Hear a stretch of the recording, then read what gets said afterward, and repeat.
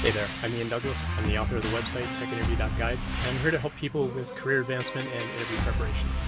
My live stream on Twitch covers topics such as company research, how to build resumes and cover letters, applying for the job, getting through interviews, and what to do during negotiations. I've coached thousands and thousands of people over the years to get jobs at the biggest tech companies in the industry, and I'm here to help you too. The following episode is taken from a longer live stream event and may contain interactions with other people in chat. Check out the end of the episode for more information. Let's get to it. On there as well.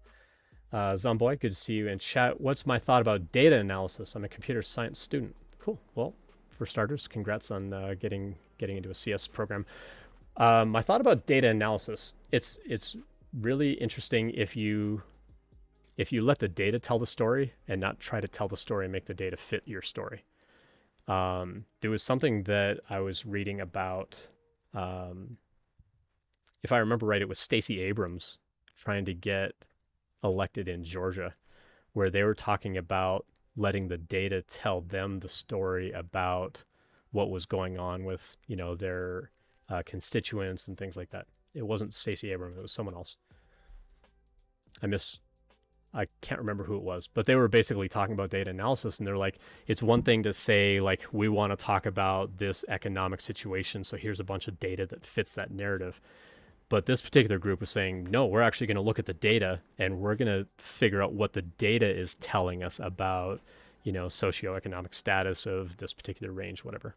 I normally stay away from politics, but it ties in with the question here. So I think the idea of data analysis is really great as long as you let the data tell the story and not try to make the data fit the story that you want to tell.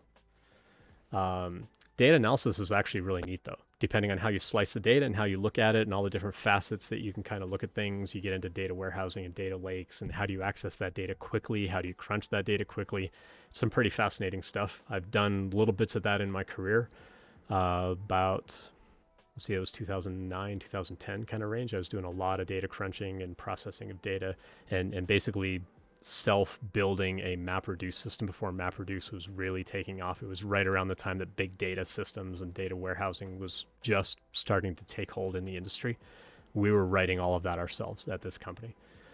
So it's actually a really interesting kind of field if you like figuring out how data can tell a story and how to visualize things and how to do charts and graphs in a way that's telling a meaningful story.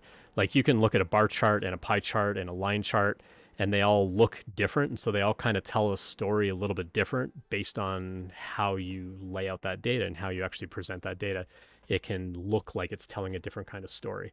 So trying to understand, like, hey, if I've got this kind of data, I need to plot it in this kind of way to appeal to this kind of person reading that data. Some of it comes down to the user experience of how they interpret what you're analyzing of that data in order to tell that story.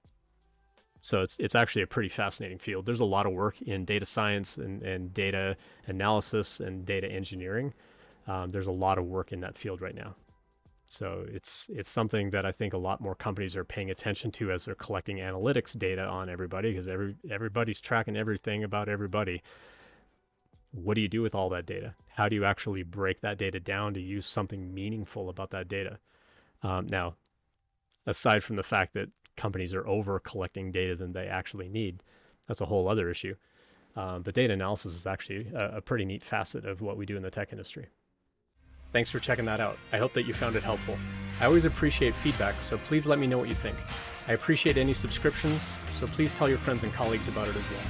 Check out the website techinterview.guide for more information about when I'm live streaming and all of my free content.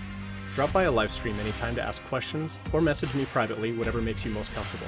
See you next time.